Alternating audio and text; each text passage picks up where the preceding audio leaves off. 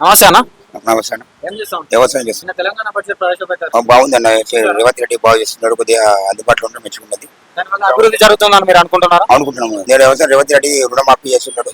దాని గురించి బడ్జెట్ బాగా దొరుకుతుంది. కొద్దిగా వ్యవసాయ రైతులు కూడా కొద్దిగా రుణమాఫీ ₹1,00,000 ఫస్ట్ విడుదల విడుదల చేసిండు. రెండో విడుదల నెక్స్ట్ చేయాలనుకుంటున్నాడు. గవర్నమెంట్ బడ్జెట్ బాగుంది. రోడ్లు భవనాల కోసం 5,000 కోట్లు కేటాయించారు. దానివల్ల ఏమైనా అభివృద్ధి జరుగుతుందని మీరు అనుకుంటున్నారా? దాని గురించి కొద్దిగా ప్రభుత్వం ఇంకో కష్టం చేసి ఇంకొద్ది కృషి చేసి ఇంకా కష్టపడాలని చెప్పేసి కోరుకుంటున్నాను. కొద్దిగా మంచి పనులు చేయాలని అనుకుంటాను. బాగుంటుందని కొద్దిగా రోడ్డు కూడా కొద్దిగా అక్కడక్కడ ప్రభుత్వంలో ఇంతకుముందు ప్రభుత్వం కాకుండా నెక్స్ట్ ప్రభుత్వం మంచిగా ఎస్సీ ఎస్టీల కోసం 50,000 కోట్లు కేటాయించారన్న, అది అవసరం అంటారా? అది వేస్ట్ అన్న. అది కొద్దిగా దిగింది. రైతులకు లేనిలకు కొద్దిగా ఇల్లు కట్టించి పేదలకు కొద్దిగా బుక్ అన్న పెట్టినా కూడా అది ప్రభుత్వం మెచ్చుకుంటారన్న. నెక్స్ట్ ప్రభుత్వం కాంగ్రెస్ రావాలని మనకు కృషి చేయాలని అనుకుని కోరుకుంటున్నాను. ఓల్డ్ సిటీ మెట్రో కోసం 500 కోట్లు కేటాయించారు. అది సాధ్యమవుతుంది అంటారా? అది కాదన్న, వేస్ట్.